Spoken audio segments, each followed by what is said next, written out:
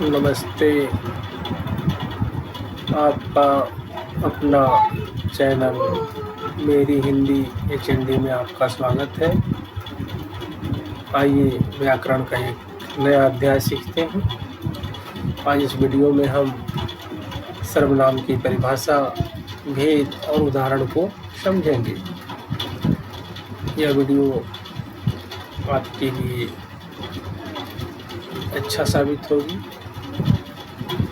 हिंदी व्याकरण में रुचि रखने वालों के लिए यह वीडियो एक उपयोगी है। वीडियो पसंद आए तो आप इसे लाइक करेंगे, अपने दोस्तों के बीच शेयर करेंगे।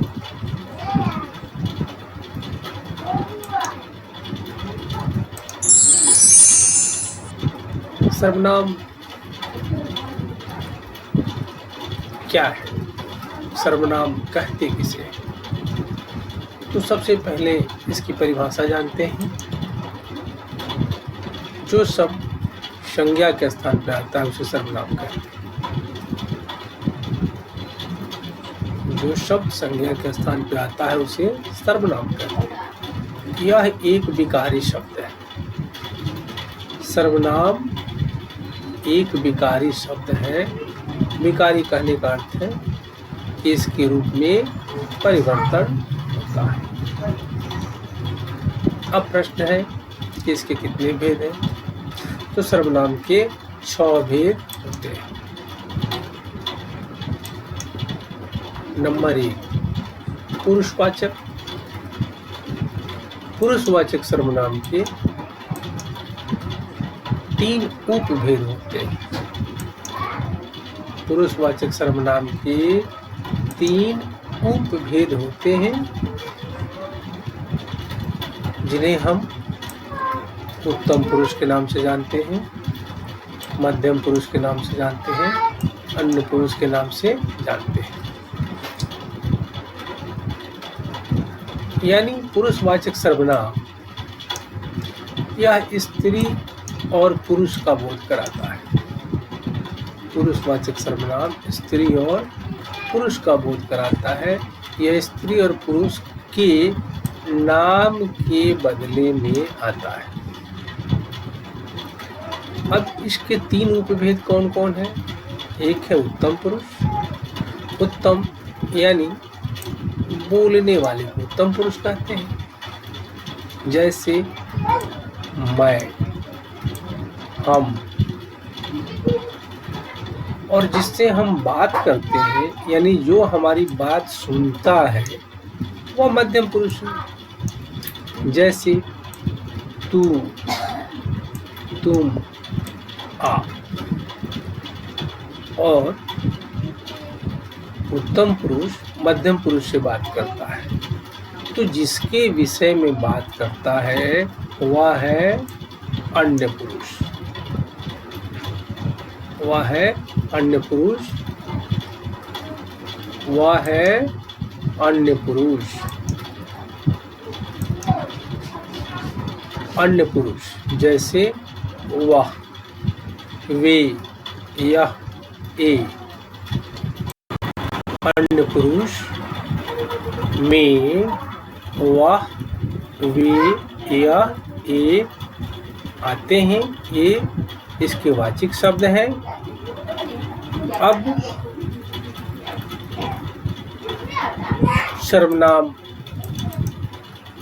का जो अगला भेद है वह है निजवाचक। वह है निजवाचक। जैसा कि नाम से ही बोध होता है कि इस सर्वनाम से आप स्वयं खुद ही का बोध होता है। निजवाचक सर्वनाम से आप स्वयं खुद का बोध होता है। यानी निजवाचक सर्वनाम का वाचिक शब्द आप। जैसे मैं इसे आप कर लूँगा, मैं इसे आप कर लूँगा, मैं इसे आप कर लूंगा। इस वाक्य में मैं आप कर लूंगा यानी मैं स्वयं कर लूंगा, मैं स्वयं कर लूंगा। इस काम को आप अपने आप कर सकते हैं। दूसरा वाक्य है इस काम को आप अपने आप कर सकते हैं, आप अपने आप कर सकते हैं यानी आप स्वयं कर सकते हैं। तीसरा वाक्य है तुम इस पुस्तक को स्वयं पढ़ सकते हो।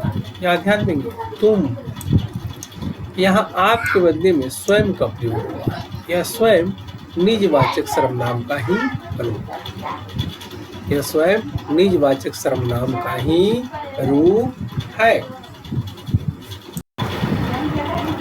सर्वनाम का तीसरा भेद है निश्चयवाचक सर्वनाम। निश्चयवाचक सर्वनाम हम उसे कहते हैं जिससे किसी निश्चित वस्तु के होने का ज्ञान होता है। निश्चयवाचक सर्वनाम से किसी निश्चित वस्तु के होने का ज्ञान होता है। इसका वाचिक शब्द है वह, ये, वे, या। जैसे यह कलम है, कलम निश्चित है। वह कार है, कार निश्चित है। ये कारें हैं, कारें बहुवचन में है, ये निश्चित है। वे कल में है, कल में बहुवचन में है, वे निश्चित है। इस प्रकार यह उदाहरण हुआ निश्चयवाचक सर्वनाम। इस प्रकार हमने पढ़ा पुरुषवाचक सर्वनाम, निजवाचक सर्वनाम, निश्चयवाचक सर्वनाम। अब सर्वनाम का अगला भेद है अनिश्चयवाचक सर्वनाम। 3 नंबर में आपने पढ़ा निश्चयवाचक सर्वनाम। 4 नंबर में हम पढ़ेंगे अनिश्चयवाचक सर्वनाम। यानी इस सर्वनाम से कोई वस्तु निश्चित नहीं है, इसका बोध होता है। अनिश्चयवाचक सर्वनाम से कोई वस्तु निश्चित नहीं है, इसका बोध होता है। इसके वाचिक शब्द क्या है? कोई, कुछ। जैसे कोई आ रहा है, कोई आ रहा है। प्रश्न है कि कौन आ रहा है? इसका कोई उत्तर नहीं। कोई आ रहा है, इसका कोई उत्तर नहीं है। जब उत्तर स्पष्ट न हो तो हम इसे अनिश्चय वाचक के अंतर्गत रखते हैं। कुछ खा लो। प्रश्न करेंगे अनिश्चयवाचक सर्वनाम को पहचानने के लिए प्रश्न करेंगे कुछ खा लो, क्या खा लो? उत्तर जब निश्चित न मिले तो इसे हम अनिश्चयवाचक सर्वनाम कहेंगे। सर्वनाम का 5वां भेद है संबंधवाचक सर्वनाम। 5वां भेद है संबंधवाचक सर्वनाम। सर्वनाम का 5वां भेद है संबंधवाचक सर्वनाम। परिभाषा है कि इस सर्वनाम से वाक्य में अन्य सर्वनाम जो आते हैं उनके साथ यह संबंध बताता है। यानी संबंधवाचक सर्वनाम क्या करता है? वाक्य में जो अन्य सर्वनाम आते हैं उसके साथ यह संबंध बताने का काम करता है। इसका वाचिक शब्द है जो, सो। उदाहरण से समझेंगे हम। जैसे जो जागेगा सो पाएगा। प्रश्न है कौन जागेगा? तो जो जागेगा कौन पाएगा? तो जो जागेगा सो पाएगा। जो और सो यानी पाने वाले का संबंध जागने वाले से है और जागने वाले का संबंध पाने वाले से है। दूसरा उदाहरण है, जो सोएगा सो खोएगा।